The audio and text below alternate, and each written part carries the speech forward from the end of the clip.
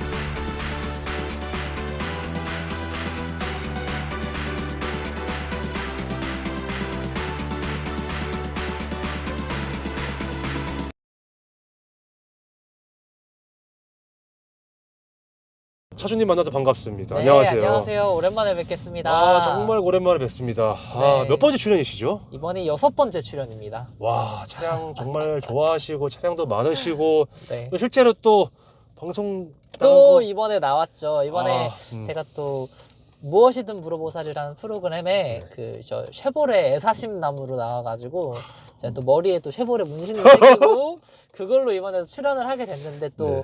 심지어 거기 유튜브 댓글을 제가 맨날 이렇게 보는데 그 여기 광진구 남자님 채널에 나왔던 걸 알아보시는 분이 계시더라고요. 그래갖고 이분 좀 진짜 좀 유익 있게 보셨나 보다 그때 생각을 했거든요. 또 그래서 또 네. 이번에 또 제가 또 새로운 차로 이렇게 또 찾아뵙게 됐습니다. 아, 너무 감사드립니다. 아닙니다. 네, 차 좀 많이 좀 바꿔주세요. 자주 바꿔야겠네요. 네네.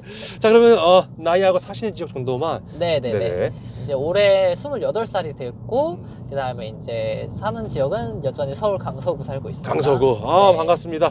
자, 차량 소개 좀. 연식, 차량명, 등급. 네, 제 차 같은 경우에는 네. 이제 SM5, 우리가 흔히 얘기하는 그 명차라고 불리는 그 SM5고요. 이게 2000년 11월 23일 날 등록이 된 차량이라서 2001년식으로 지금 들어가고 있고요. 등급은 SE 등급에 이제 들어갈 수 있는 옵션은 전부 다 들어가 있는 풀옵션 차량이라고 생각하시면 됩니다. 아, 이게 이제 엔카 보니까 SM5의 SM520. 네, 520 모델입니다. 520의 또 SE 등급이라 보면 되겠죠? 네, 맞습니다. 아, 그리고 선택 옵션도 다 풀옵션이다. 네, 다 들어가 있습니다. 아, 그리고 핸들에도 삼성 써 있네요. 네, 이게 이제 제가 네. 설명을 드리자면 네. 이제 사람들은 그냥 SM5 명차 얘기를 하는데 SM5가 종류가 겉모습은 거의 다 비슷비슷해 보여요. 근데 보는 사람들에 따라서 뭐 똑같은 차 아니라고 생각할 수가 있는데 얘가 엔진 종류만 5가지가 있거든요. 그래서 이제 SM518, 그다음에 SM520, 그다음에 520 LPG가 있고요. 그다음에 SM520V가 있고, 그다음에 525V 이렇게 총 5가지가 들어가고요. 네, 외관적인 차이는 이제 크게 나눠 봤을 때는 그냥 일반 V가 안 들어가 있는 일반 모델들 같은 경우에는 이제 앞에 보닛에 엠블럼이 이렇게 솟아있는 애들이 있어요. 이제 그 뭐 그랜저라든지 이런 고급 차들의 그때 당시에 에쿠스, 그랜저 이런 체어맨 이런 차들의 상징이었었던 보닛 엠블럼이 있는데 일반 520은 4기통 모델이기 때문에 보닛 엠블럼이 따로 없고요. 뒤에 V가 붙는 모델들은 6기통 모델이기 때문에 걔네들은 보닛 엠블럼이 있고 후면으로 가면 이제 번호판 위치가 트렁크에 달려있는지 범퍼에 달려있는지 차이로 구분을 하시면 됩니다. 그래서 트렁크에 달려있으면 4기통짜리 520V, 그냥 일반 520이고 이제 범퍼에 달려있으면 6기통 모델, V 모델이라고 생각하시면 됩니다. 오. 네. 자, 그렇다면은 요거 소유 기간은 어떻게 되세요? 이 차는 제가 이제 작년 11월 달에 차를 업어와서 이제 한 4달 정도 소유를 했고요. 주행 키로수는 제가 갖고 와서 한 2,000km 정도 탔습니다. 2,000km. 네. 지금 실제 주행 키로수는 몇이에요? 이제 10만이 간 넘었습니다. 이제 따끈따끈한 10만이 넘었습니다. 이제 연식으로 따지면 23년 된 차인데 와. 예, 전에 타시던 분이 이제 1인 신조 차량을 제가 갖고 왔고 그 할아버지 분이 이제 교장 선생님이었던 분이 타셨던 차라고 제가 얘기를 듣고 가져왔습니다. 오, 대박. 이야, 어떻게 또 차량을 되게 잘 구하셨다. 네, 제가 16km? 또 제가 또 되게 좀 이게 비하인드 속설이 있는 게 네. 이제 제가 이 SM5의 매력에 빠져가지고 사실은 이거 가져오기 전에 다른 SM5를 한 대 더 갖고 왔었어요. 그래서 걔는 이제 520V 6기통 모델이었었고 네. 이제 걔 같은 경우에도 물론 좋은 차였지만 조금 뭔가 아쉬운 점이 있어가지고 걔는 이제 보내고 이제 1인 신조로 이제 한 분이서 23년 동안 탔던 차를 이제 작년에 제가 가지고 오게 된 거죠. 와, 대박 있네요. 자, 그렇다면은 이제 이 차를 사기 전에 그전 차는 어떤 거를 타셨는지인데. 네, 이제 뭐 사실은 이 차랑 비슷한 차를 설명을 드리자면 세단을 탔던 걸 설명을 드리자면 일단은 SM 시리즈 중에서 SM3를 탔었고요. 그다음 SM3도 이제 초기형, 완전 초기형이랑 뉴제네레이션이라고 이제 그거에 페이스리프트 됐던 모델 두 개를 탔었고, 그리고 이제 또 세단 같은 라인으로 가보면 이제 대우 시절 때 뉴프린스, 대우. 네. 네. 대우의 뉴프린스 수동을 탔었고, 그 다음에 이제 매그너스 수동을 탔었고요. 그 다음에 이제 토스카 수동. 이제 요 차랑 제일 비슷한 느낌으로 찾았을 땐 그런 차들을 탔었고, 아까 잠깐 언급했었던 520V 모델도 잠깐 제가 탔었습니다. 아니, 그리고 지금 현재도 차량을 좀 많이 가지고 계시잖아요. 특히 예, 트리플 그쵸. 차량을. 그렇죠. 근데 구매한 이유가 좀 있다면 이 예. SM520. 네, 요 차는 제가 좀 비하인드가 있는 게, 이제 제가 사실은 이제 그 방송에서도 물보살 방송에서도 얘기했던 것처럼 제가 학교 교우 관계가 원만치가 못해서 제가 좀 일찍이 자퇴를 했었거든요. 그래서 이제 학교 친구들이 없었다라는 거에 대해서 좀 약간 그게 항상 좀 콤플렉스였던 게 있었는데, 이제 제가 이제 어떤 모 호텔에서 발렛 파킹 알바를 제가 좀 했었거든요. 거기서 같이 일했었던 친구들이 있는데 그 친구들이랑 같이 어울리는데 그 친구들이 이제 이 SM5 차종을 타더라고요. 그래서 그 당시에는 제가 이제 영상에서 찍었던 아베오를 타고 있었던 때였는데 이 SM5의 매력에 제가 푹 빠져가지고 이제 그리고 친구들이랑 같이 이제 뭔가를 할 수 있었다라는 그런 것들이 생기니까 너무 좋더라고요. 그래서 아, 나도 이 SM5를 타야겠다라는 생각도 들었고, 예전에 제가 갤로퍼 차를 잠깐 탔었던 적이 있었는데 1년 정도 제가 운용을 했었는데 그때 이제 올드카의 매력에 푹 빠지기도 했고, 아, 이제 이 당시 일본 차들에서만 느낄 수 있는 그런 느낌들이 너무 좋아서 한국에서 사실은 이제 리스토어를 할 수 있는 차들이 뭐가 있을까라고 고민을 하다가 대우 차들은 일단은 부식이라든지 부품 수급 문제 때문에 꽝이 됐고, 현대차들도 사실 부식, 그 다음에 걔네들도 이제 오래된 현대차들은 이제 부품 수급 문제가 좀 있어가지고 걔네들도 아웃이 됐는데, 이제 요 차 같은 경우에는 우리 삼성의 이건희 회장님께서의 역작이죠, 사실. 삼성 자동차가 만들어지게 됐던 계기였던 차이기도 하고, 한 대 한 대 팔 때마다 이제 손해를 보고 팔았던 차예요, 사실은. 엄밀히 따지면. 그래서 부식이 없고 아직까지도 부품 수급에서도 꽤 문제가 없게 구매가 가능한 차량이어가지고 그거에 대한 매력을 제가 느껴서 이 차를 구매를 하게 됐습니다. 뭐 그렇다면 정말 그러네요. 네. 그러니까요. 자, 그렇다면은 등급이 또 많아요. 그렇죠? 네. 아까도 물론 등급에 대한 설명을 좀 해주셨는데, 네네. 6기통을 또 샀다, 6기통을 보내고 4기통을 4기통을 샀는데 1인 신조를 이제 가지고 왔는데, 이게 네. 1인 신조 때문에 4기통을 타시는 거예요? 그것도 있고, 사실 6기통의 가장 큰 문제가 이제 아무래도 그 당시에 그 SM5가 같은 이름으로 가지고 있었겠지만 V를 붙이고 안 붙이고 차이가 이 4기통 모델은 사실 소나타를 견제하기 위해서 나온 모델이고, V를 붙인 모델은 엄밀히 따지면 그랜저 급을 노리고 나온 차이기 때문에 아무래도 V가 좀 더 옵션이라든지 이런 게 좀 더 많이 들어가 있어요. 이제 그 말은 즉슨 조금 더 뭔가 전자장비가 더 탑재가 돼 있었다는 뜻이거든요. 그래서 이제 그것도 이제 오랜 기간 보유를 했을 때 이제 부품의 이제 내구, 아무리 일본 제품이어도 고장이 날 수는 있기 때문에 그런 거에 대한 것 때문에, 그리고 제가 이 차를 기점으로 다시 정비를 좀 다시 해보자 좀 마음을 먹어서 제가 자가 정비를 좀 도전을 해보려고 했는데, 6기통은 아무래도 좀 제가 직접 하기엔 조금 어려운 게 좀 있어서 근데 4기통 모델은 제가 손을 대기가 좀 더 편해서 이 차를 이제 바꾸게 된 계기가 있습니다. 이야, 정말 차조하시는 분이세요. 6기통 사다가 보내고 4기통 샀다는 거는 정말 쉽지 않은 선택이긴 하거든요. 그렇죠. 다른 차를 샀으면 샀지. 그쵸. 대단하십니다. 자, 그리고 여기 SE L이도 있네요. 그렇죠? 네, 요거는 제가 설명을 드릴 게 네.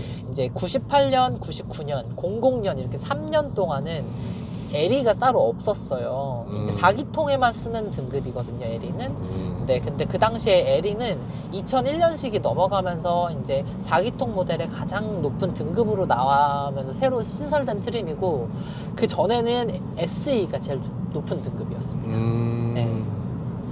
그래서 네. SE SE로 구매를 했고, 이제 01년식으로 넘어가면서 에리 등급이 추가가 됐어요.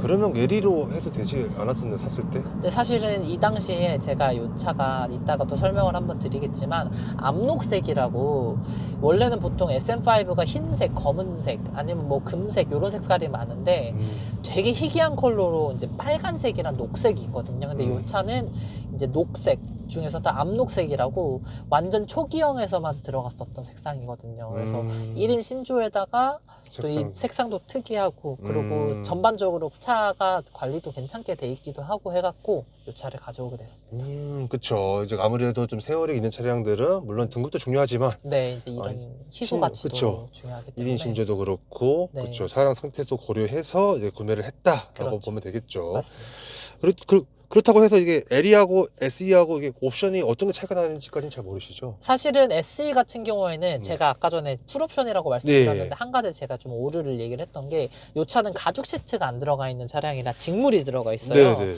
이제 가죽 시트를 선택을 하면 이제 가죽 시트랑 열선 시트가 같이 묶여서 들어갔고, 이 차는 이제 차주분께서 부산에 있었던 차인데 아마 부산이 딱히 춥지가 않아갖고 굳이 뭐 가죽 시트가 필요하신가 약간 그런 느낌으로 가죽을 안 넣으신 것 같아요. 그래서 그게 하나가 빠졌고, 이제 에리가 생기면서 에리에서 새로 들어갔던 거는 운전석에 전동 시트가 들어갔습니다. 네, 그래서 에리는 운전석 전동 시트가 이제 열선이랑 같이 묶여서 들어갔어요. 그거 하나밖에 차이가 없다고 보면 될까요? 그리고 이게 제가 지금 약간 가물가물하긴 한데, 불소 도장이 이제 이 차는 옵션이었거든요. 근데 불소 도장이 에리 등급에서는 기본 적용으로 됐던 걸로 제가 알고 있습니다. 이 연식에 따라 조금 다른 걸로 알고 있는데 에리는 기본 적용으로 제가 알고 있습니다. 그럼 그 정도로 보면 되겠죠, 차이점은? 네, 맞습니다. 그럼 굳이 L이로 안 해도 되겠다, 그렇죠?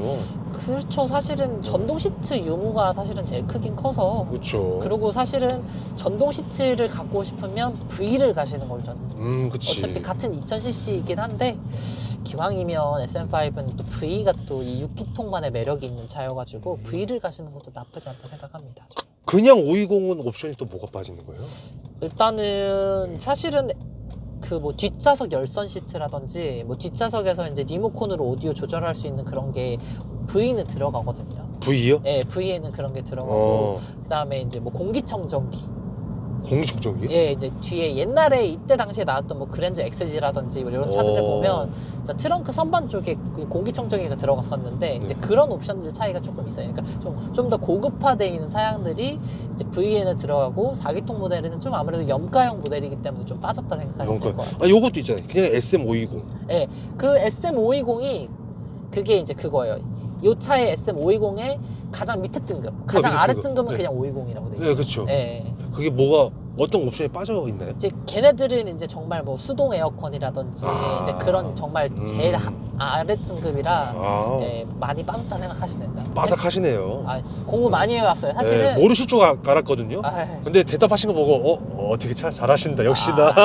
이게 제가 쉐보레 쪽은 많이 알고 있었지만, 그러니까요. 예, 솔직히 삼성 쪽은 제가 이 차가 SM3를 잠깐 타긴 했지만 그때도 모르고 탔었고, 이제 이 차를 많이 공부를 하기 위해서 지금도 이제 아는 친구들한테 물어 또 제가 또 좋아하는 친구가 한 명 있는데, 그 친구가 SM5 박사여갖고 그 친구한테 많이 배우고 있습니다.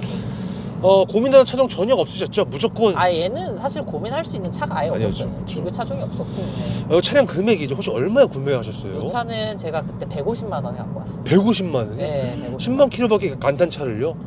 그게 와. 이제 그분이 좀 싸게 내놓으신 것도 있었고, 그래서 또 감사하게도 그래도 잘 사셨다. 네, 잘 150만 원. 예. 풀알분홍 아니시죠? 이거는 그냥 저렴으로 사왔죠. 그쵸. 그럼요. 연거로 개인 직거래이기 때문에. 그렇죠. 구매 팁 같은 게 좀 있을까요? 요거는 네. 제가 좀 팁을 좀 드릴 게, SM5가 좀 고정적으로 좀 봐야 되는 부분이 몇 가지가 좀 있어요. 일단 첫 번째로 이 차가 부식이 없기로 유명한데, 그건 아까 말씀드렸던 것처럼 불소 도장이 들어가 있는지 없는지 확인을 잘 해보셔야 되고, 사실 그거는 이제 일반인들이 알기는 좀 어려운 측면이 좀 있긴 있어요. 근데 아까 얘기했던 것처럼 LE 같은 경우에는 불소 도장이 기본 적용이 돼 있기 때문에 LE를 구매를 하시거나 아니면 밑에 등급의 이제 옵션을 이제 확인할 수 있는 방법이 조금 뭔가 있거든요. 프로그램 같은 게 있는데 거기 이제 불소 도장이 들어가 있는지 안 들어가 있는지 확인을 해보셔야 되고, 하체를 띄웠을 때 이제 트렁크 쪽 뒤에 멤버 쪽에 그 멤버 뒤에 부분에 트렁크 하단 쪽 부분에 그쪽이 녹이 쓰는 부분이 좀 있더라고요. 이 차도 이게 아무래도 연식도 연식인지라 아무리 안 썩어도 썩는 부분이 좀 고질적으로 좀 있긴 있더라고요. 그런 부분이 조금 있어서 그런 부분 조심해야 되고, 뒤 핸드 안쪽에 이때 연식 차들 공통 특징인데 뒤 핸드 안쪽에 보면 철판이 접혀서 이렇게 나뭇잎이라든지 이런 오염물들이 고이기가 쉬운 부분이 있거든요. 그런 부분이 부식되어 있는 차들도 꽤 있습니다. 그래서 그런 부분을 좀 유심하게 보셔야 되고, 이제 6기통 V 모델 같은 경우에는 누유가 아무래도 조금 좀 심한 차들이 많다 보니까 그것도 사실 없는 차는 사실 없다고 보셔도 무방하고, 이제 그거를 갖고 오셔서 이제 얼마나 내가 이 차를 운용을 할 건지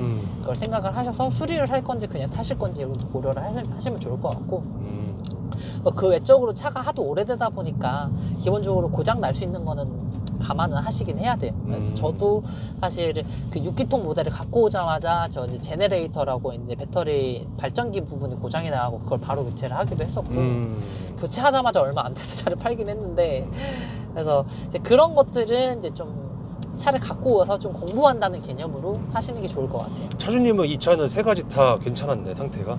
다행히도 이 차는 좀 거의 완벽한 쪽이라고 생각을 해서. 그리고 한 가지 더, 등속 조인트가 좀 잘 터져요, 부츠가. 그래서 이 차도 지금 양쪽 등속 조인트가 다 터져 있거든요. 그래서 이거는 제가 나중에 이제 수리를 해야 되긴 해서, 그래서 이제 그런 부분들은 사실은 수리가 되는 부분인데 제일 문제는 부식이죠, 사실은. 그쵸, 왜냐하면 부식이죠. 사람도 마찬가지로 이제 암이 걸리면 이제 아무리 그렇게 제거를 하더라도 완벽하게 완치가 안 될 가능성도 높고, 그리고 항암 치료를 하는 기간 동안 사람이 되게 많이 망가지잖아요. 마찬가지로 차도 부식이 한번 생기면 뭐 잘라내고 수리를 하더라도 이제 그게 다시 그 부분에 또 부식이 재발이 될 수가 있고 하기 때문에, 그래서 사실 부식을 제일 조심하긴 해야 돼요. 이때 당시 차들을 봤을 때 SM5는 그나마 좀 양호한 편이고, 뭐 갤로퍼라든지 뭐 다른 차들을 구매를 해서 리스토어를 하실 분들은 차의 이제 도장 상태를 좀 유심하게 보시는 게 제일 중요한 것 같아요. 자, 보험료죠? 네, 차는 요것도 저도 캐롯으로 운영을 하고 있고, 한 달에 기본 4만 원 나오고 있고, 이제 타는 만큼 내는데, 제가 사실 이 차가 그 서머스탯이 고착이 됐는지 냉각수 수온이 안 올라요. 그래서 사실 겨울 내내 세워놨어요. 왜냐하면 히터가 안 나오니까 너무 추워갖고. 그래서 일단은 지금은 이제 날씨가 좀 따뜻해져갖고 다시 차를 이제 타고 다니기 시작했는데, 근데 이제 그런 부분을 일단 조심을 해야 될 것 같다는 생각이 들었고, 그리고 질문이 뭐였죠? 제가 사실 보험료요. 보험료. 일단 보험료는 일단 기본으로 캐롯에서 38,000원, 4만 정도 내고, 한 달에? 네, 한 달에. 그리고 이제 그래서 1년 총합해서 한 60만 원 정도 내는 것 같아요. 예. 이거 자동차 보험에 보면 차량 가액 잡혀 있잖아요. 예, 차량 가액이 제가 알기로는 150만 원인가 100만 원을 잡혀 있는 걸 알고 있습니다. 그냥 이게 의외로 되게 놀라운 거는 동시대에 나왔던 레간자라든지 이런 차들은 30만 원도 안 잡히거든요, 차량 가액이. 얘가 그나마 좀 높게 잡히는 편이에요. 그러네요. 네, 좀 높게 잡히는 편이에요. 그러니까요. 이거 근데 사고 한 번 나면은 네. 그래도 국산차기 때문에, 그쵸? 네, 그래도 국산차여서 150 그리고 넘어가진 않죠? 큰 사고가 아니면, 아니면 근데 아마 이거 사고 나면 대부분 보험 처리 안 하고 폐차하실 거예요. 그쵸. 왜냐하면 수리비가 사실은 그쵸, 뭐 어쩔 수가 그러니까 없죠. 네. 차주님은 이거 자차를 넣으신 거죠? 네, 저는 이 차 자차 넣어놨습니다. 자차 안 넣어도 되지 않았어요? 안 별 차이가 넣어도 없나요? 뭐 넣었나? 1,000원, 2,000원 차이여갖고 그냥 넣어놨어요. 정말요? 네. 그것밖에 안 나면 그치. 그럼 네, 그냥 넣어놓는 게 나을 것 같아서. 네네. 연료에 대한 질문인데요. 네. 일반유, 고급유 현재 어떤 걸 이 넣고 차는 일반유 넣고 있습니다. 아. 네, 제 차 중에 유일하게 일반유를 넣고 그니까요. 고급유 넣을 거 생각을 좀 했었거든요. 처음에는 고급유를 한번 넣어봤는데, 이제 고급유랑 일반유 차이 한번 비교하기 위해서 이번에 일반유를 가득 넣어봤고, 만약에 큰 차이가 없다고 하면 그냥 이 차는 그냥 편하게 일반유를 넣고 다니지 않을까 싶어요. 사실 큰 차이 별로 못 느꼈죠. 딱 한 번 넣어봤을 때도. 그게 그래도 일단은 고급유를 넣었을 때는 연비가 괜찮게 비싼 게 나와갖고 그래서 고급류를 넣어볼까 했는데 일단 일반류를 한번 넣어보고 비교를 해보고 만약에 차이가 좀 난다 하면 고급류로 가고 아니면 일반류로도 가려고. 야, 이거 만땅 비용이죠. 이거 탱크가 혹시 몇 리터인지? 이게 재원상으로는 70리터인데 절대 70리터가 들어갈 수가 없고요. 이게 제가 그 당시에도 마지막 한 절반까지 왔을 때 기름을 가득 넣었을 때 54리터를 넣었는데 넘쳤거든요. 연료를 넣다가. 그래서 이 차는 쉐보레 차들처럼 휘발유가 그 재원보다 더 들어가는 건 아닌 것 같고 오히려 재원이 좀 더 뻥튀기가 돼 있는 느낌이어서 제가 알기로는 진짜 막 앵꼬까지 시동 꺼지기 직전까지 타도 뭐 60리터인가 65리터인가까지밖에 안 들어간다고 제가 알고 있거든요. 그래서 얘는 좀 연료 탱크가 좀 작은 건 아니지. 작은 건 아닌데 재원이랑 거의 비슷하거나 개원보다 덜 들어간다 생각하면 될 것 같아요. 그래서 만땅 비용은 지금 리터당 한 1,600원 정도 기준으로 봤을 때 한 8만 원 정도, 8만 원에서 9만 원 정도 생각하면 될 것 같아요. 완전 앵꼬 상태에서. 앵꼬 상태에서. 네. 그러면 만땅 넣은 상태에서 몇백 킬로 정도 탈 수 있다고 보면 될까요? 제가 이걸 타보니까 한 600 정도 타는 것 같더라고요. 600 킬로. 600 정도. 예. 연비는 어때요? 제가 이 차를 시내 주행을 많이 안 해보고 고속 주행만 해봤을 때 기준으로는 다운 플러그. 13km 정도 나오더라고요. 아, 고속 주행했을 때? 13 정도 나오더라고요. 이게. 생각보다는 저는 뭐 나쁘지 않다 생각을 해서 이 정도면 뭐 괜찮지 하고 타고 있는 것 같아요. 13. 네네. 고속 주행 시내 연비는요? 여기서 이제 구매하시면 돼요. 네. 시내 연비는 제가 알기로는 한 7, 8 나오지 않을까요? 7, 8 정도 나오지 않을까? 그래도 양호한 것 같아요. 이 차량은 차량 용도인데요. 네. 뭐 어떤 용도로 이제 이 차를 요거는 일단은 제가 이제 유튜브를 아마 시작을 할 것 같은데 일단은 리스토어를 해보는 방향으로 가려고 해요. 그래서 대박. 일단 차를 일단은 도장 같은 경우에는 제가 할 수 있는 건 아니라서 도장은 제가 나중에 작업을 맡길 건데 이제 기본적으로 요거 작업을 이제 실내 내부 뜯고 이제 하나하나 이런 파츠들 같은 거 폐차장에서도 구하고 뭐 신품 나오는 거 신품으로 교환도 하면서 조금씩 컨텐츠 위주로 만들어 보려고 하기도 하고 근데 최종 목표는 이 차를 완벽하게 리스토어를 한 다음에 이제 일본에 이 차를 제가 또 한번 가지고 가려고 해요. 배에 띄워갖고 그래서 닛산 이 차에 이제 원형이었던 닛산 세피로라는 차가 있거든요. 그 차가 만들어졌었던 닛산 공장까지 찾아가 보는 게 이 차의 최종 목표입니다. 와 대박. 와 포부가 목표가 정말 대단하시네요. 아유 일단은 가져오게 되면 제가 또 이제 뜬금없는 제가 또 저거인데 MBTI가 제가 ENTJ인데 ENTJ가 약간 이런 끝판왕이거든요. 약간 작전 같은 거 세우는 거. 그래서 그런 목적을 큰 포부를 가지고 갖고 왔습니다. 자, 이 차의 디자인이죠. 네.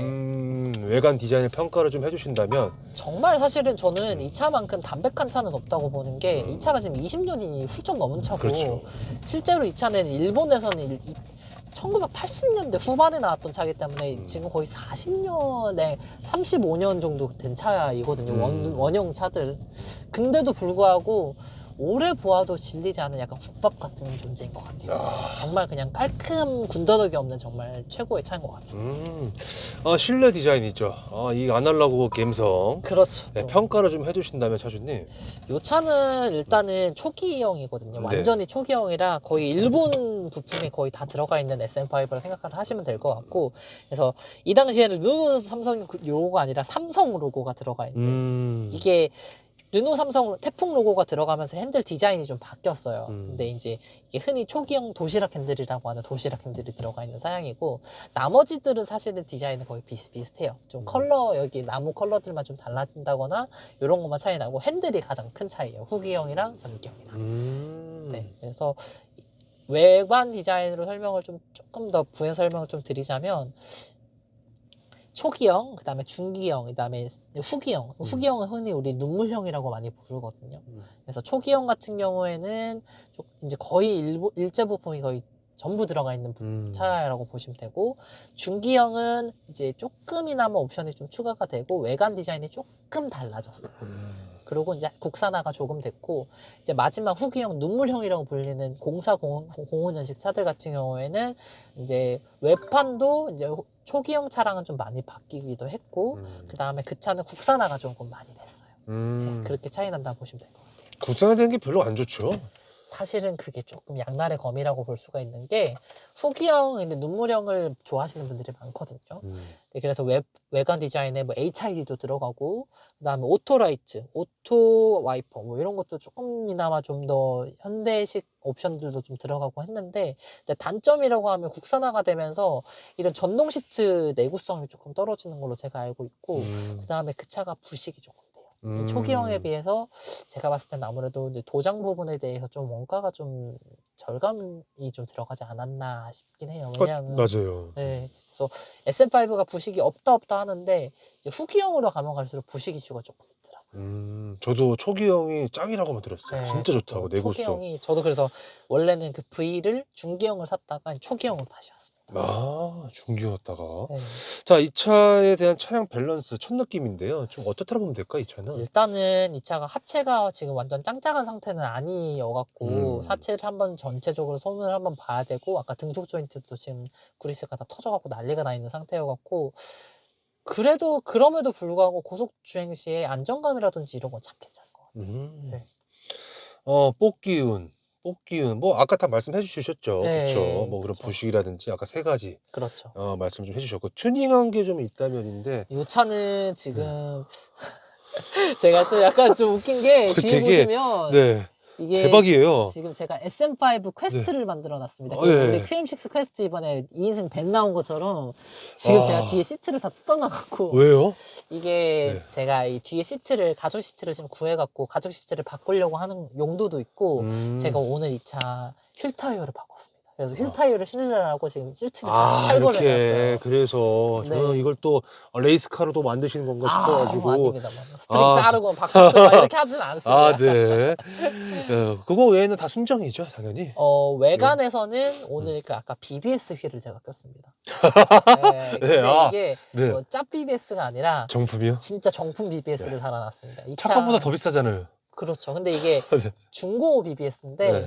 이 BBS 휠도 사실은 이게 15년 이상 오래된 BBS예요. 그래서 이 당시에 실제로 이 SM5가 실제로 꼈을 법한 BBS를 구해서 이 차의 최종 리스토어는 외판은 최대한 순정스럽게 하되 그때 당시에 느낌이 나는 정도의 튜닝 정도는 해놓으려고 해요.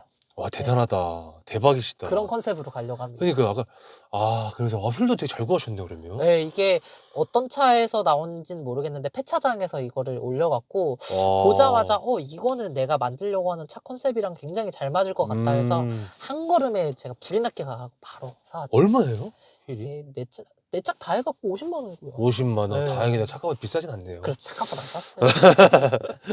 자, 이 차의 시트죠. 시트의 착자감인데 아까 이제 직물 시트. 직물 시트 포근합니다. 포근하다. 네, 포근하고 네. 뭐 장시간 앉아 있어도 피곤하진 않은 것 같아요. 다만 제가 직물을 막 엄청 좋아하진 않아서 이것도 가죽 시트를 구해놨어요. 그것도 525V에 들어가는 전동 시트를 구해를 해놔서 이제 나중에 요거는 리스토어를 하나하나 차근차근 하면서 이제 전동 시트도 살리고 열선 시트도 살리고 뭐 이런 식으로 해서 하나하나 좀 하려고 지금 목표를 잡고 있습니다. 직물 시트 별론가요? 어때요? 별로예요? 아니, 좋긴 좋은데 네. 제가 직물 자체의 느낌 딱히 좋아하지 않고, 약간 그리고 좀 열선 시트가 없는 게 조금 그래서- 하자여갖고 그래도 열선 시트 정도는 있으면 좋겠다 해서 이건 바꾸려고 생각하고 있어요.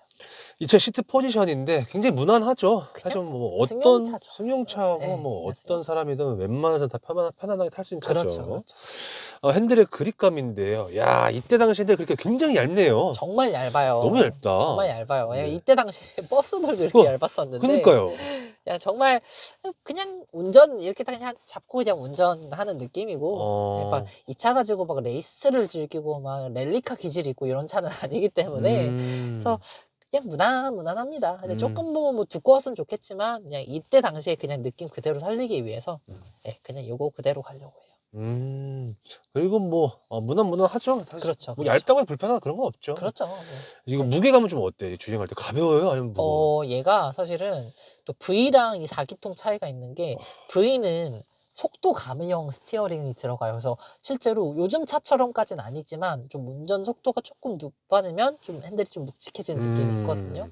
얘는 그냥 일반 유압식이에요. 그래서 뭐 그냥 무난무난합니다. 그리고 이제 조금 아무래도 요즘 전자식 핸들에 익숙하신 분들은 이 유압식 핸들을 처음 만져보고 돌려보면 좀 이렇게 무거워라 할 수도 있거든요. 근데 저는 또 이 옛 것의 느낌이 또 좋은 게 있어갖고 그래서 저는 만족합니다. 무게는 제가 봤을 땐 중 정도, 중 미니 정도? 쿠퍼만큼 막 이렇게 막 미니 쿠퍼랑 뭐 인피니티처럼 정말 막 무거운 핸들은 아니고 그냥 이 당시 그냥 유압식 정도 핸들 무게라 생각하시면 될 것 같아요. 네. 회전 반경인데요. 똑같죠? 회전 반경 뭐 비슷하죠. 주차할 때라든지 네, 특이성이 주차하죠. 없죠. 네, 특이성이 없어요. 자, 버튼부 위치 편의성인데 일단 운전석도 창문 쪽 이거 다 원터치인가요? 아니면 운전석만 원터치예요? 이게 재밌는 네. 게 하나가 이 초기형 같은 경우에는 업다운이 운전석이 둘 다 오토가 돼요. 근데 이 당시에 세이프티 파워 윈도우가 아니라서 손을 넣고 있어도 그냥 올라갑니다. 아, 그래서 이제 중기형으로 넘어가면서부터는 다운만 오토가 되고 올리는 거는 수동이에요. 그냥 계속 잡고 있어야 돼요. 그래서 이거는 초기형만 업다운이 둘 다 오토가 되지만 조심을 하셔야 되는 거는 이제 요즘 차처럼 세이프티가 안 되기 때문에 뭐가 이렇게 껴 있어도 그냥 창문이 그냥 올라갈 수가 있기 때문에 안전상으로는 유의를 하셔야 합니다. 네. 자, 그리고 그리고 핸들에 리모컨이 있습니다. 리모컨 놀랍게도 있다고요? 핸들에 리모컨이 대박. 있습니다. 여기 이쪽에. 있네. 네, 여기 있어요. 여기 세 개 있네요. 네, 여기 있습니다. 그리고 뭐예요?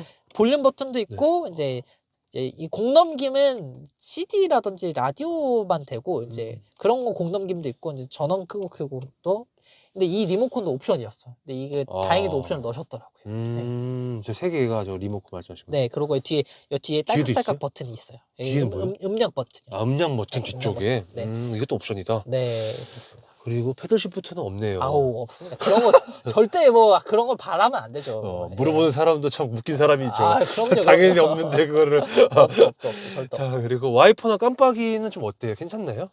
느낌이 네. 되게 좋은 게 이렇게 내렸을 때 막 정말 깡통 느낌이 나는 차들이 있어요. 제가 뭐 특정 차종을 언급하긴 조금 어렵겠지만 진짜 무슨 플라스틱 딱딱딱딱 그냥 애들 장난감 같은 차들이 있는데 이 느낌이 이게 삼성 차들이 이런 게 참 좋은 것 같아요. 이게 물론 여기는 그냥 일반 딸깍딸깍 소리 나는데 이 와이퍼 느낌은 되게 부드러워요. 약간 뭐 플라스틱이 딱딱딱딱 걸린 느낌이 아니라 되게 부드럽게 오르고 내리고 이렇게 느낌이 있습니다. 자, 계기판 한번 좀 여쭤볼게요. 네. 아날로그인데 네, 어떤 계기판에는 거예요? 네. 딱 들어보면 네. 들어오는 게 정말 기본적인 것만 들어와요. 사이드 브레이크, 이제 여기는 이제 에어백 경고등, 그다음에 배터리 경고등, 배터리. 오일 경고등, 그다음에 엔진 체크 경고등, 그다음에 잠깐 껐다 켰을 때 보면 여기 ABS. 여기 ABS가 들어가 있는 차가 있고 안 들어가 있는 차가 있는데 다행히도 이 차는 ABS가 옵션이 들어가 있어요. 이야, 옵션 설명 빠삭하시네요. 아유, 그쵸. 자, 그 다음에는 이제 HUD 없죠? 아우, 정말 이거는 욕심입니다. 이 당시 차에 HUD가 들어가려면 제가 봤을 때는 뭐 한 7 시리즈도 이 당시에는 그쵸. 그때는 있었을 거예요. 그쵸. 7 시리즈는 제가 기억성이 있었던 것 같아요. 아, 그래요? 그때 당시에 아마 7 시리즈가 아마 최고 기한급 차들의 HUD가 있었던 것 같은데 정확하진 않아요. 이거는 카더랍니다. 네. 자, 그 다음에는 여기 중앙 쪽으로 넘어가서 공조기 쪽. 네. 비상 깜빡 위치가 굉장히 좋은 자리에 좀 있는 것 같아요. 그쵸? 그럼요. 아주 직관적이죠. 아주 그리고 바로 직관적입니다. 네. 공조기네요. 네. 공조기가 생각보다 되게 다른 차, 요즘 나온 차의 버튼에 비해서는 되게 참 깔쌈해요. 깔쌈하네요. 네, 깔쌈해요. 괜찮나요, 이거? 어떻게? 쓸만합니다. 그리고 에어컨이 추워요. 음. 이게 옛날 당시에 이때 에어컨 제가 알기로는 이제 요즘 차 나오는 차들은 YF1234라는 새로운 냉매를 쓰고 있고 그 전에는 R134라는 냉매를 쓰고 있었는데 그 옛날 냉매를 쓴 차가 환경에는 좀 안 좋을 수가 있는데 에어컨은 겁나 시원해요. 옛날 차들이 에어컨이 시원합니다.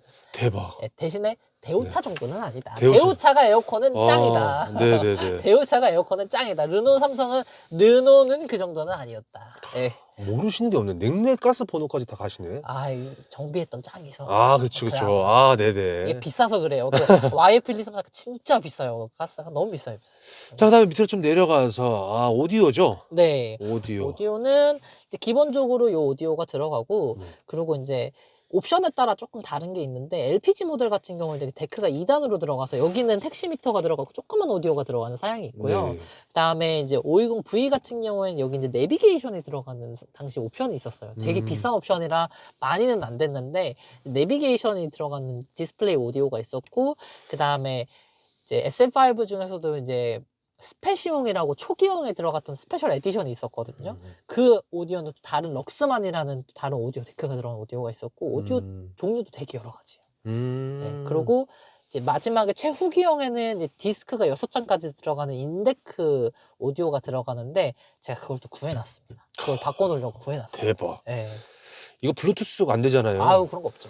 이거는 카페 그쵸? 카팩인데 네. 이제 여기 보시면 저는 이제 요거 라디오 채널 주파수를 맞춰갖고 쓰는 이렇게. 요거를 구해놨습니다. 아. 요걸 지금 임시로 쓰고 있고 음. 나중에 추후에는 이제 블루투스 작업을 따로 이제 네. 오디오 데크에 해서 쓰려고 하는 계획이 있습니다.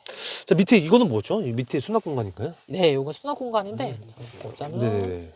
아, 수납 여기 공간이구나. 누르면 아, 이렇게 이렇게. 서랍이 있습니다. 음. 요 서랍이 되게 유용한 게 네. 뭐 이렇게 여기다가 태블릿 같은 걸로 이렇게 올려놓고 쓰시는 분들도 오, 계시고 좋다. 딱 여기다 하고 이 위치가 딱 맞더라고요. 그러니까 그러네. 제가 알기로는 갤럭시 탭인가 하면 여기 위치가 딱 맞더라고요. 그래서 음. 요즘 차 느낌을 좀 물씬 낼 수 있지 않을까. 와. 내비게이션 용도로 쓰거나. 네. 밑에도 저 수납 공간이죠. 요거는 이쪽에는 아. 동전. 그 다음에 이제 흡연하시는 흡연하세요. 분들은 재떨이. 재떨이. 자, 그 다음에는, 요 밑에가, 네. 아까 이제 저 엉따 버튼이라고. 했죠? 여기 버튼이 원래. 엉따 버튼이랑 이 중간에는 저기 공기청정기 버튼이 들어가는데 이제 이 차는 옵션이 빠졌기 때문에 빠져서. 열선 시트가 없어서 이게 동전 수납함입니다. 이게. 자, 수납 공간을 좀 여쭤볼게요. 네. 생각보다 컵홀더가 근데 이게. 이게 컵홀더가 좀 하자인 게 네. 이게 센터 콘솔이 음. 이제 중기형으로 넘어가서 바뀌어요. 음. 근데 이 초기형 같은 경우는 솔직히 이게 좀 얇은 병이긴 하지만 흔들리고 조금만 두꺼운 거면 안 들어가요 또. 그래서 조금 제가 봤을 때는 뭐 일본 사람들은 이런 컵홀더를 신경을 안 쓰지 모르겠는데 아무튼간 조금 이건 좀 아쉽습니다. 근데 이렇게 뭐 뛰면 괜찮네 또. 뛰면 대신에 또 이거를 이 순정이죠 이거. 네 순정이에요. 순정으로 아. 이렇게 되게 되는. 그리고 뭐 전반적인 수납 공간, 뭐 양옆이라든지 이런 수납 공간에 있어서 타시면서. 근데 뭐 크게 뭐 불편한 건 음. 없는데 뭐 그렇다고 막 수납함은 제가 봤을 땐 미국 차가 짱이에요. 미국 차는 진짜 온망 공곳에 막 진짜 물건 때려놓을 곳이 정말 많아요. 일본 차는 모르겠어요. 제가 다른 일본 차는 아직 못 타봐서 모르겠는데 얘는 요 정도 수납함이라고 생각하시면 될 것 같습니다. 자, 다음 질문이죠. 승차감 서스펜션인데요. 아우 얘 정말 네네. 부드럽습니다. 어때? 부드럽다. 부드럽습니다. 좋은 거죠 그러면. 그럼요. 그러니까 이게 흔히 얘기하자면 이 당시에 네. 나왔던 차 중에서 뭐 물침대라는 표현을 많이 했잖아요. 음. 그런 차들에 비해서는 좀 하드한 편이고요. 근데 대신에 좀 요즘 차들 같은 딱딱한 차에 좀 익숙해지신 분들은 차가 이렇게 출렁거리라고 하실 수도 있어요. 근데 그렇다고 해서 출렁거린다고 이게 막 불안할 정도로 출렁거리는 건 아니고 운전할 때 질감은 그래도 되게 좋은 편이라고 드릴 수 있을 것 같습니다. 주행질감 가속력인데요. 이 차의 가속력은 좀 어떤가요? 그냥 2.0 자연흡기 엔진이고 이 당시에 뭐 출력이 그렇게 높게 나오는 차량은 아니기 때문에 그냥 무난무난하다. 그냥 이 당시의 느낌으로 타면 크게 문제는 없다. 뭐 제로 백이 막 6초, 7초 나오는 그런 차는 아니고요. 몇 초예요? 제가 재보진 않았어요. 재보진 근데 아마 10초대 정도 나오지 않을까. 10초대 정도. 10초대 제가 정확하진 않은데 난 10초대 나오지 않을까 싶어요. 2.0 자연흡기. 네. 뭐 불편하거나 그러진 않죠? 그럼요. 전혀 옛날 차라고 그런 건 해서 없어요. 네, 뭐 전혀 그런 없어요 그런 거. 혹시 이 차를 타시면서 꿈속에서 최고속도 몇 가지 밟아보신 적 있으세요? 저는 이 차는 꿈속도 아니고 제가 아직까지 이 차가 상태가 그렇게 썩 좋은 편은 아니라 120 이상 안 밟았어요. 120? 120, 나중에 다 정비하고 밟아보려고. 120까지 밟았을 때 차량 안정감은 어떠셨어요? 괜찮았어요. 나쁘지 않았습니다. 네. 제동력은요? 제동력도 그냥 쏘쏘인데 그렇다고 너무 막 신뢰를 할 정도의 제동성은 아닙니다. 그리고 제가 늘 말씀드리는 거지만 이렇게 오래된 차를 타신 분들은 중간에 항상 제가 얘기하고 싶은 거는 안전거리를 충분히 유지를 하세요. 요즘 차처럼 브레이크 밟는다 꽉 쓰는 것도 아니고 뭐 TCS 특히나 뭐 이제 뭐 자세 제어 장치 이런 게 없기 때문에 그냥 정말 기본적인 ABS만 들어가 있고 ABS조차도 없는 차들이 많기 때문에 안전거리를 충분히 확보를 하시고 그래도 운전을 하시는 걸 추천을 드립니다. 코너링이죠. 이 차의 코너링은 어떻게 보면 될까요? 의외로 재밌어요. 그래요? 의외로 재밌어요. 이게 토션빔이거든요. 네. 우리가 그 SM6가 토션6라고 놀림을 되게 많이 받았잖아요. 승차감 나쁘다고.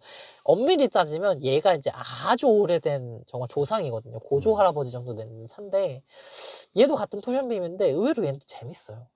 재밌어요. 네. 그리고 승차감도 나쁘진 않습니다. 기업이 변속 타이밍이죠. 뭐 특이사항이 좀 있나요? 일단은 얘는 4단 오토가 들어가고요. 변속기를 조금 설명을 드리자면 이제 4기통짜리 520은 이제 우리가 아는 자트코라는 일본의 회사에서 공급을 받은 자동 변속기를 쓰고 있고요. 수동 변속기도 마찬가지로 자트코 쪽에서 지원을 받은 걸로 제가 알고 있고, 그 다음에 4기통 LPG 모델, 그 다음에 6기통 520V, 525V 같은 경우에는 일본의 아이신, 토요타의 이제 자회사인 아이신에서 공급받은 4단 변속기를 사용을 하고 있습니다. 그래서 이게 자트코 같은 경우에는 변속 충격이 조금 있어요. 1단에서 2단 넘어갈 때 변속 충격이 좀 퉁 하고 치는 변속 충격이 좀 있거든요. 근데 아이신은 그게 또 없어요. 되게 부드러워요.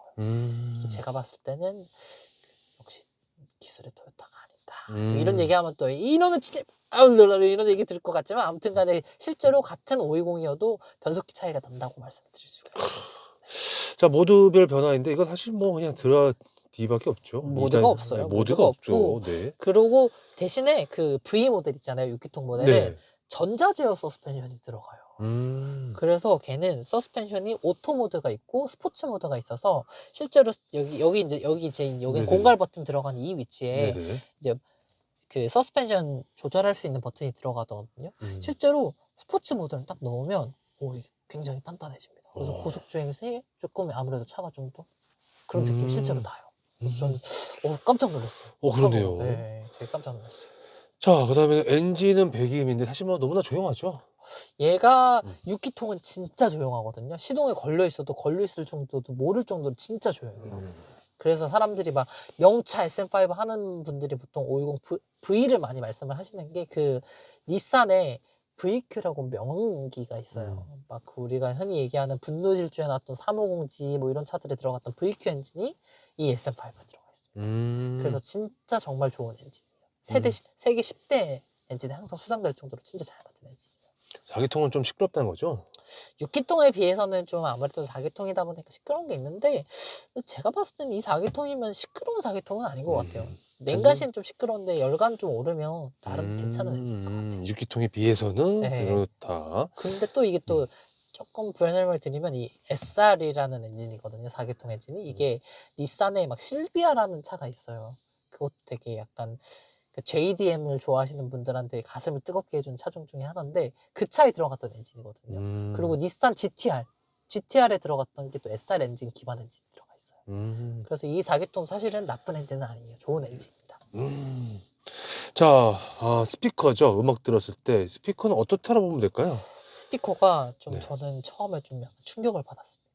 어. 이 당시 차라고 해서 그냥 카세트 오디오 그냥 이런 거 생각을 했는데, 의외로 이게 데크로 CD를 딱 들었을 때 음질이 너무 괜찮더라고요. 그래서 제가 이거 데크를 그 6디스크 인데크로 바꾸려고 하는 이유가, 요즘 사실 CD를 들을 수 있는 곳이 많지가 않잖아요. 그래서 저는 차 안에서 CD로 좀 음악을 좀 감상을 해볼까, 그리고 뭐 제가 좋아하는 가수 CD를 구해서 좀 들어보지 않을까라는 계획으로 그걸 구했습니다.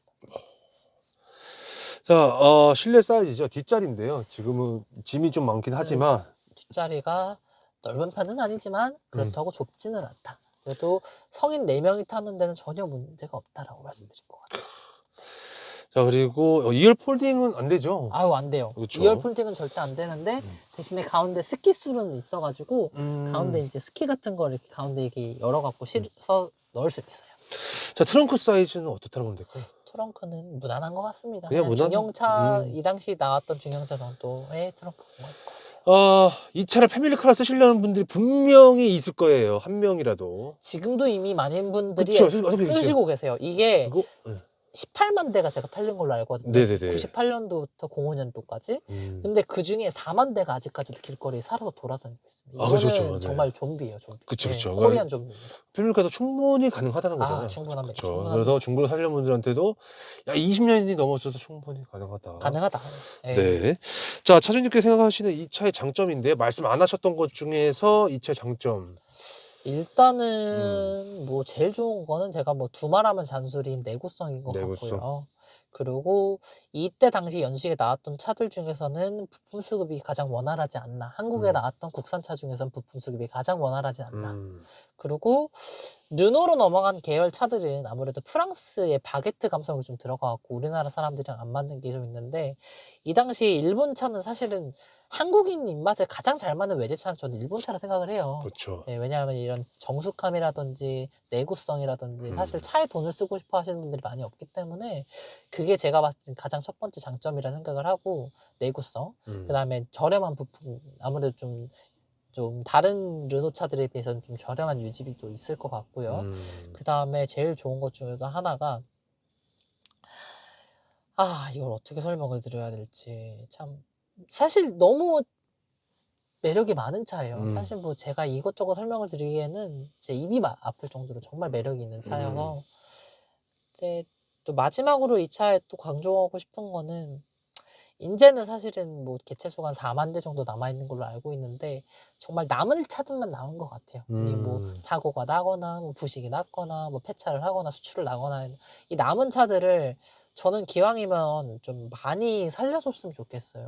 정말 한국에서는 정말 기념비적이고, 이건희 회장님의, 저는 어쨌든 간에 전 회장님의 정말 작품이라고 생각이 들어서, 타시는 분들은 저는 오히려 이 프라우드를 가졌으면 좋겠습니다. 이 차에 타시는 분들이 계시다면, 이 차를 혹시 구매하실 분들이 계시거나 아니면 실제로 이 차를 가지고 계신 분들이 계시면, 이 차는 정말 우리나라 역사의 한 역사를 그었던 차라고 저는 생각을 그렇죠. 하거든요. 네. 자, 그렇다면 반대로 내가 타면서 이건 단점인 것 같다. 일단은 아까 520에서 얘기했던 것처럼 변속 충격이 좀 단점이라고 생각이 들기도 들고요. 왜냐면 조금 불쾌할 때가 가끔씩은 있긴 있어요. 변속 충격이라든지. 그리고 좀 단점이라고 하면, 초기형은 이게 옵션이 조금 떨어지는 부분이 좀 아쉬운 게, 이게 시거잭이 여기 하나밖에 안 들어가요. 근데 중기형은 여기 안쪽에 또 시거잭이 하나 더 들어가거든요. 그게 좀 아쉬워요. 조금 옵션이, 그래서 사람들이 눈물형을 좋아하는 게, 디자인도 아무래도 눈물형이라고 불리는 후기형이 좀 세련되기도 했고, 그 다음에 이런 사소한 조금 옵션들이 조금 걔가 좀 더 나아요. 그래서 사람들이 눈물형을 좀 많이 선호를 하는 것 같아요. 인물이 약간 그 0405 0405. 0405 생각하시면 그쵸. 돼요. 네. 중기형이 이제 02년식, 03년식, 엄밀히 정도. 따지면 01년식 마지막부터 나오긴 했는데, 네, 초기형이 989901, 98990001. 01은 좀 애매하긴 한데 이렇게 4년 나왔고, 중기형이 010203 이렇게 3년, 그 다음에 이제 후기형이 0405 이렇게 나왔습니다. 자, 차량 관련돼서 좀 많은 얘기를 좀 했는데요. 네. 지금 와서 보니까 이건 좀 후회된다. 차량 가격 대비 차량 선택, 색상, 등급, 옵션 등등등인데 있나요? 일단은 뭐 사실 저한테는 네. 선택지가 거의 없었고, 조금 아쉬운 거는 초기형에, 맞다, 이거 지금 빼먹을 뻔했네. 이게 전동 사이드미러가 안 들어가고 수동으로 접어야 돼요. 이게 중기형부터는 전동 사이드미러가 들어갔습니다. 네, 그런 게 조금 아쉽기는 한데, 이거는 다 나중에 제가 직접 작업을 하고 하는 걸로 다 극복이 가능한 부분이라, 없는 거는 만들어 가야죠. 예, 만들 수 있으면 만들어 봐야죠. 그렇죠. 네. 자, 차량 가지고 와서 수리하신 거인데 일단 등속 조인트는 수리 예정인 거고. 수리 예정이고, 아직까지는 이 차 수리는 수리는 아무것도 안 했습니다. 아무것도 그리고 서머스택 고착도 아마 수리를 해야 될 것 같아요. 메인테너ンス정비성인데요. 네. 이 차 정비 잘 모르시는 분들 계시잖아요. 네.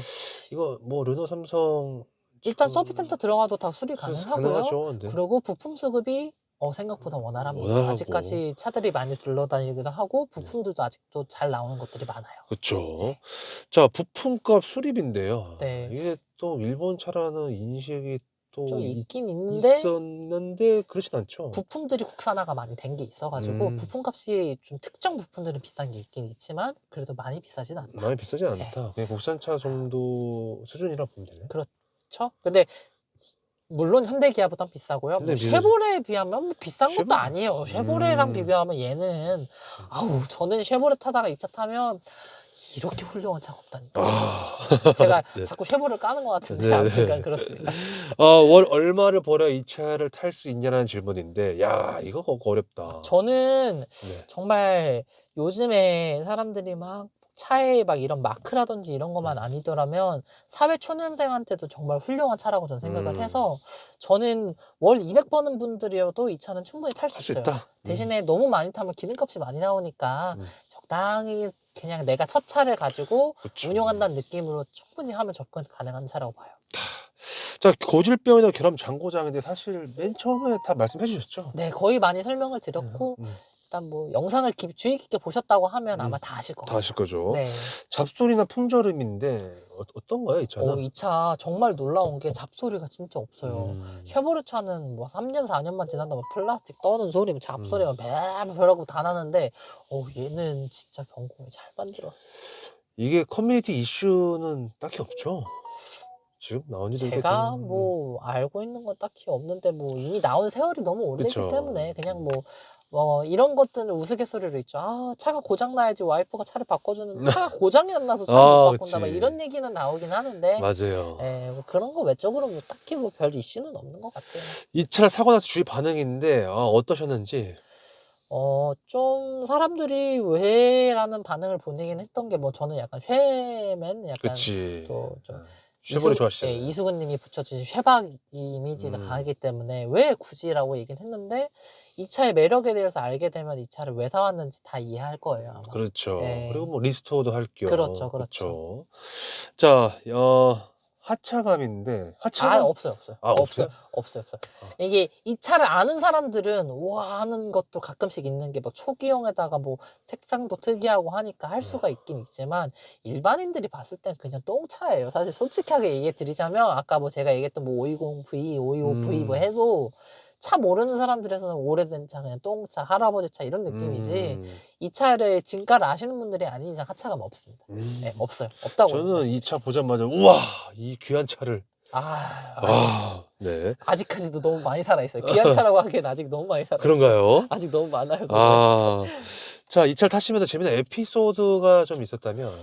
재밌는 에피소드는 아까 전에 그 520V 갖고 와 갖고, 딱 그 차를, 이 차도 제가 부산에서 갖고 왔고, 그 차도 제가 부산에서 그 차도 왔었거든요. 부산이에요? 그것도 공교롭게 제가 찍었던 아베오도 부산에서 제가 갖고 왔어요. 3대 부산. 연속으로 부산에서 갖고 왔는데, 그 520V가 처음에 차에서 무슨 뭐 벤츠 뭐 약간 자연흡기 차에 슈퍼차저 소리가 나길래 이게 특이하다 이랬는데, 알고 보니까 그게 제네레이터가 나가기 전조 증상이었던 거였어요.